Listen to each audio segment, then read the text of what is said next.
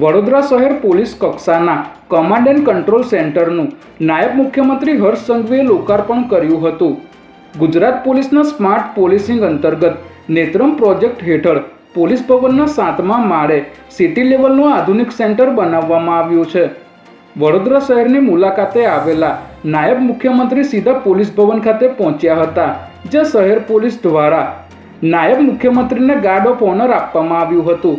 જે બાદ તકતીનું અનાવરણ કરી પોલીસ કમિશનરે વડોદરા શહેર પોલીસ દ્વારા આધુનિક ટેકનોલોજીના વિનિમયથી ક્રાઇમ ડિટેક્શન તેમજ સંસાધનો અંગેની માહિતી પ્રસ્તુત કરી હતી।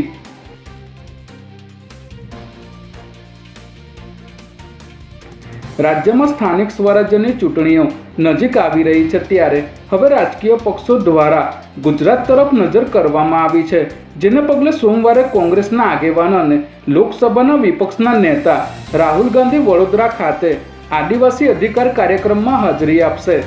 રાહુલ ગાંધી વડોદરાના આજવા રોડ ઉપર આવેલા પંડિત દીનદયાળ ઉપાધ્યાય ઓડિટોરિયમ ખાતે ઉપસ્થિત રહેશે।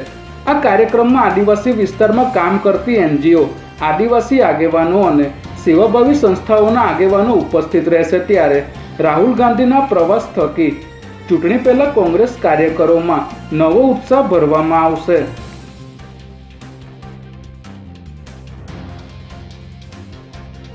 રાજ્યના મહેસૂલ વિભાગમાં વહીવટી સ્તરે મોટા પાયે ફેરફારો કરવામાં આવ્યા છે, જેમાં સરકાર દ્વારા એક સાથે આશરે 800 કર્મચારીઓને પ્રમોશન આપવામાં આવ્યા છે, જ્યારે 80 નાયબ મામલતદારોની જિલ્લાવાર બદલીના આદેશો જાહેર કરવામાં આવ્યા છે।